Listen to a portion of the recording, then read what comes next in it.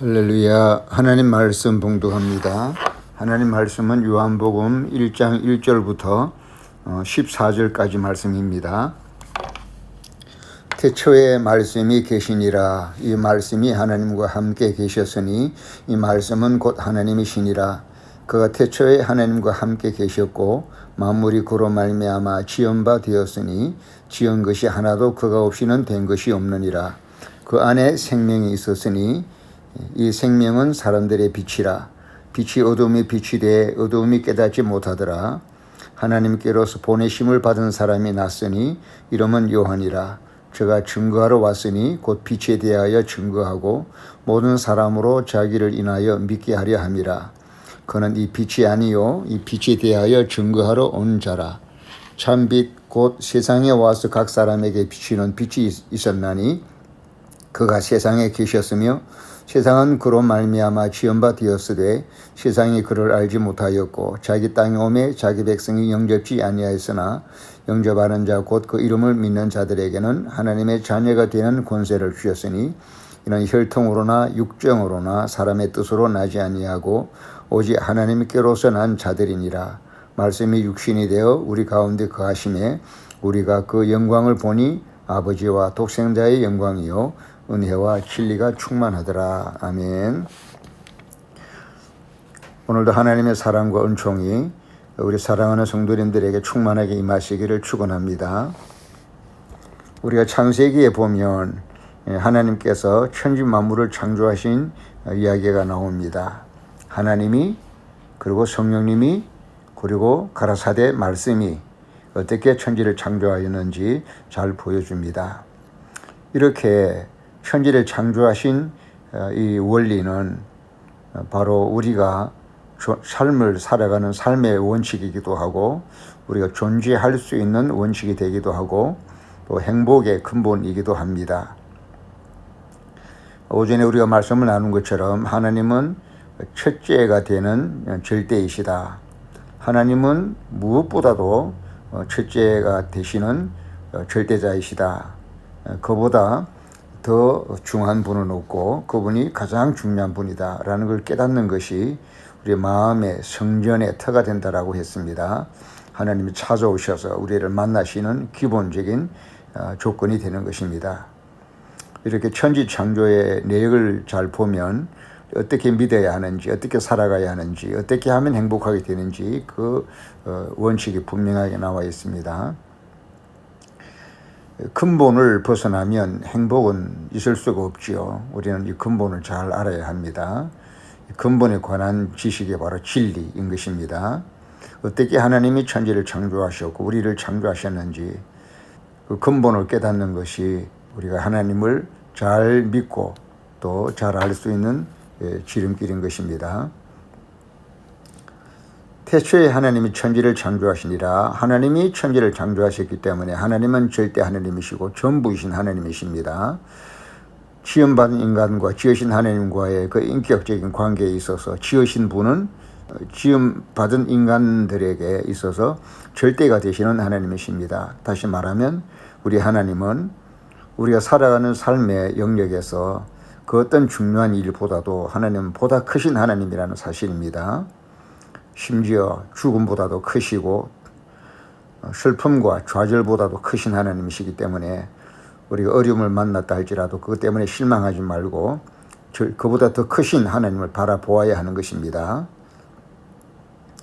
그 하나님이 보다 더 크신 하나님이 보다 더 절대이신 하나님이 우리의 신뢰가 되어지면 우리가 그 하나님을 신뢰하게 되면 반드시 그 마지막에는 보상이 따르게 되고 형통하게 됩니다. 하나님은 우리를 지켜주시기 때문입니다. 그러나 정반대로 하나님을 보다 더 크신 하나님으로 여기지 아니하고 그 하나님을 나의 전부, 나의 절대 하나님으로 인정하지 아니하고 대신 내 스스로 아무리 노력을 하고 아무리 힘을 써도 인간의 노력이라고 하는 것은 항상 그 미래가 불확실한 것이고 그 끝이 확실하지 않은 것입니다. 그래서 늘 불안하고 염려스러운 것이 인생의 삶입니다. 그러나 하나님을 더 크신 하나님으로 알고 신뢰하면 우리가 부족하긴 하여도 그 마지막 결국에 있어서는 하나님의 신뢰한 자에게, 신뢰한 까닭에 하나님이 그 신뢰한 바를 따라 책임져 주셔서 우리를 합력하여 선이 되게 하시고 반드시 형통한 삶으로 인도해 주시는 것입니다.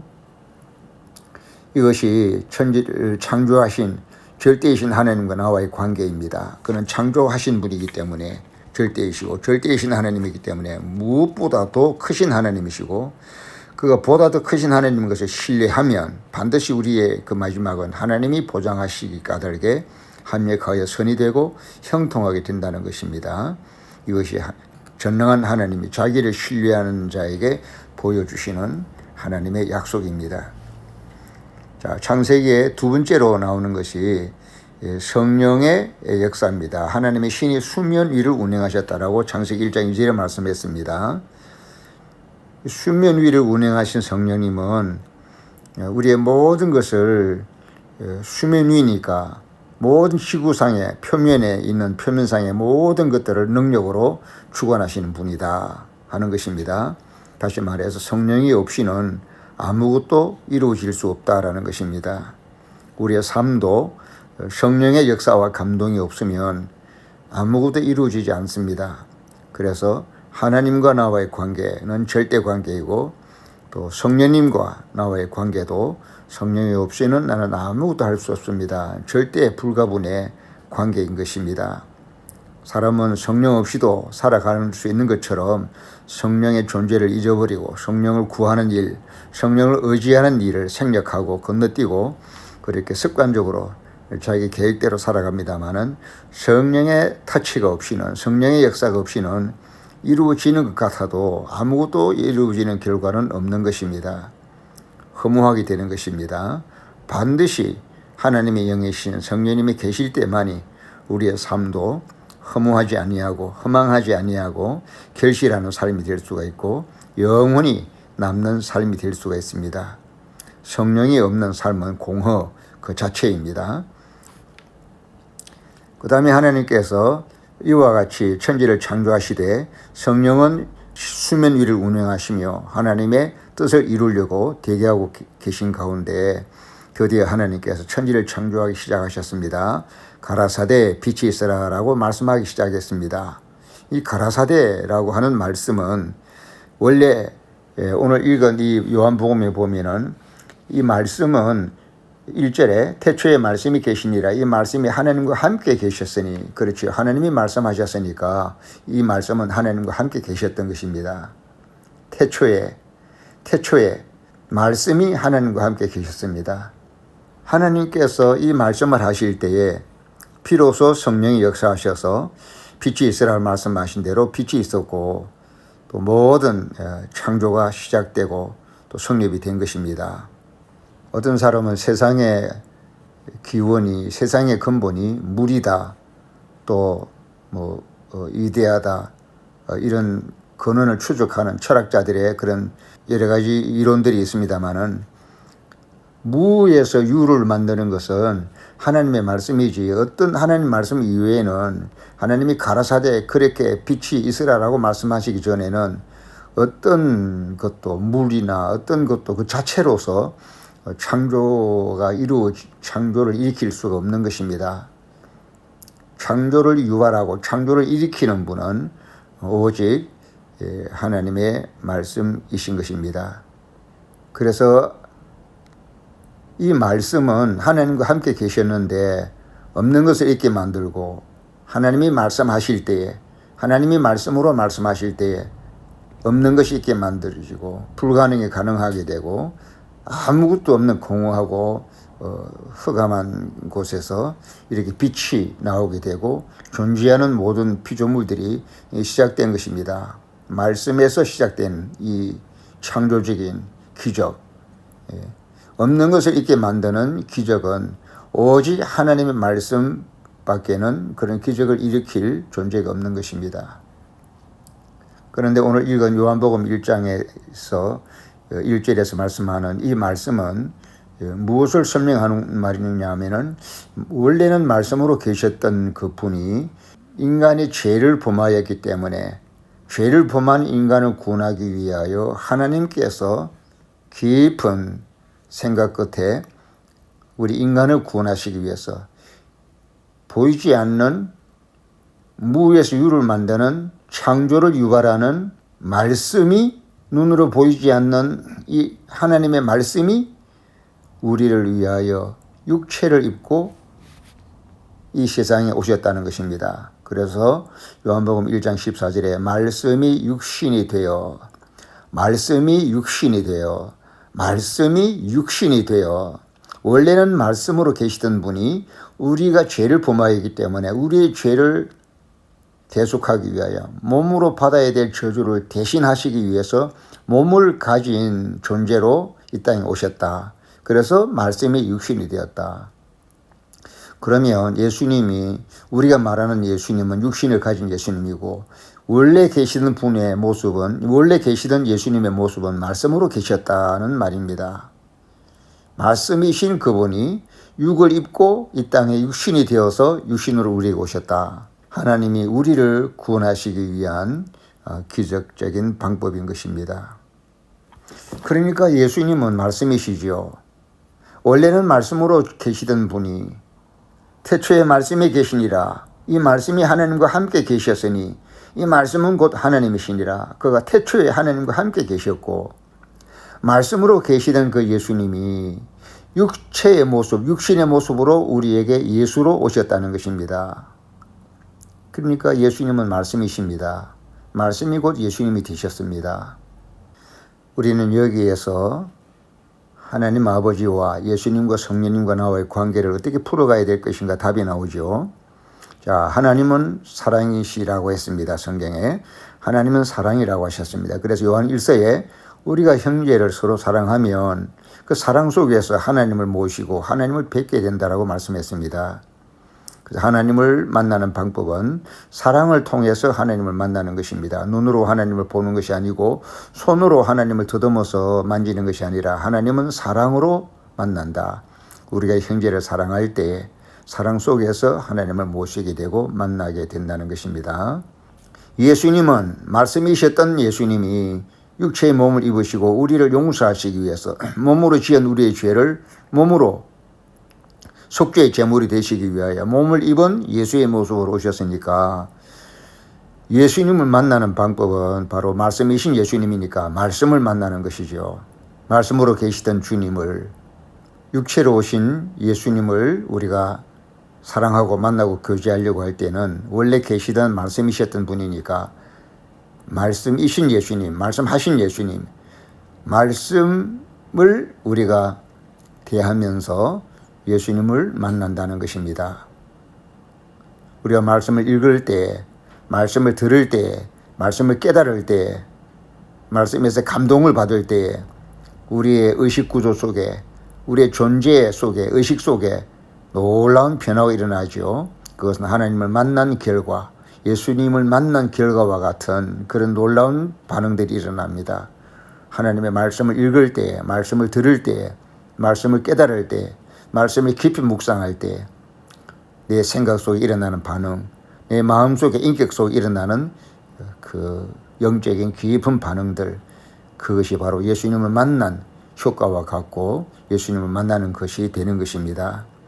그래서 예수님을 만나는 방법은 말씀을 우리가 가까이 하고 그 말씀에 반응하는, 말씀을 깨닫는 것이 되는 것이고, 또 예수님은 우리 죄를 용서하시기 위하여 오셨으니까 용서를 실행할 때 형제와 서로 부족함이 있어도 용서하고 덮어주는 이런 용서를 통해서 예수님을 만나는 것입니다. 용서는 십자가의 실천이죠. 예수님은 말씀과 용서로 만납니다. 그런가 하면 성령님은 가라사대 빛이 있어라라고 말씀하실 때 수면 위에 운행하시면서 대기하고 계시던 성령님은 말씀이 떨어지자 말자 말씀과 동시에 큰 말씀을 이루기 위하여 역사를 하셨습니다. 예수님은 말씀이시고 그 말씀이 선포되어질 때 성령님은 그 말씀대로 역사와 능력을 베푸셔서 무에서 유를 만드시고 천지를 창조하신 것입니다. 성령님은 이와 같이 예수님, 말씀 되시는 예수님, 또 말씀이신 예수님의 뜻을 이루기 위하여 역사하시는 분이기 때문에 성령은 순종의 영이라고도 합니다. 그래서 우리가 성령님은 기도와 순종으로 성령님을 만나는 것입니다. 이렇게 창세기에 나와 있는 성부와 성자와 성령님과 나와의 관계를 잘 이해하고 그 관계를 어떻게 풀어가느냐에 따라서 우리가 하나님 앞에 올바른 신앙생활을 하게 되는 것입니다. 또 올바른 인생을 살아가고 또 바람직한 행복을 누릴 수가 있게 되는 것입니다. 하나님 없이는, 예수님 없이는, 성령님이 없이는 우리가 삶을 그런대로 살아갈 수 있을 것 같지만 남는 것이 하나도 없고 이루어지는 것이 하나도 없고 바람직한 열매가 하나도 맺어지지 못하는 것이기 때문에 그 인생은 필연적으로 실패할 수밖에 없는 것입니다. 사랑하는 성도 여러분, 실패하는 삶을 사는 것보다 성공하는 삶, 성공적인 신앙생활이 100배, 1000배 낫지 않습니까? 그러려면 성부와 성자와 성령님과 나와의 근본적인 관계를 잊지 말고 잘 실천하시기를 바랍니다. 하나님은 사랑이시기 때문에 우리가 사랑으로 하나님을 만납니다. 예수님은 말씀이시기 때문에 말씀이신 예수님을 만나는 방법은 우리가 말씀을 읽고 그 말씀을 깨닫고 말씀대로 실천하며 살아가는 삶을 살 때 그 말씀 속에서 바로 예수님을 만나는 것이 됩니다. 또 예수님은 십자가의 예수님이시고 우리를 용서하시기 위해서 육체를 입고 오신 분이기 때문에 우리도 서로 용서하면 그 용서 속에서 예수님을 만나는 것과 같고 용서와 말씀을 통해서 예수님을 만나는 것입니다. 또 성령님은 순종의 영이시고 기도의 영이시기 때문에 늘 성령 충만을 사모하며 하나님을 갈망하며 기도를 지속적으로 행하실 때에 그 기도 속에서 성령을 만나고 또 순종함으로 늘 성령님과 함께 동행할 수가 있는 것입니다. 이렇게 천지를 창조하실 때 태초에 하나님이 천지를 창조하셨고 예수님은 말씀이 되셔서 태초에 말씀이 계시니라고 하셨고 성령님은 또한 수면 위를 운행하시니라 말씀하심으로써 우리의 삶이 우리의 존재가 하나님과 예수님과 성령님 또 하나님과 이 말씀이신 예수님과 성령님과 떨어질 수 없는 관계라는 것. 그래서 우리가 사랑으로 하나님을 만나고 말씀과 용서로 예수님을 모시고 또 기도와 순종으로 늘 성령을 모시고 살 때 남들이 볼 때에는 볼품없는 삶인 것 같지만 하나님이 보실 때 우리가 이런 하나님을 의존하는 마음, 하나님의 근본을 잘 이해하고 지킴으로 말미암아 하나님께서 우리의 삶을 가꾸어 주시고 우리의 삶을 인도하시고 우리의 삶을 책임져 주셔서 내가 볼 때는 미래가 불확실한 것 같지만 하나님께 맡겨졌을 때 내 인생은 확실한 행복이 이루어질 수가 있고 확실한 구원이 이루어질 수가 있고 또 하나님 앞에 확실한 열매를 맺게 되는 것입니다. 여러분과 저의 삶이 구름을 잡는 것 같이 허공을 치는 것 같이 아무것도 붙잡히지 않는 허망한 삶이 되지 않기를 바라고 하나님 앞에 영원히 기억하신 바가 되는 이런 참된 신앙의 삶을 실천할 수 있게 되기를 주님 이름으로 축원합니다. 아멘.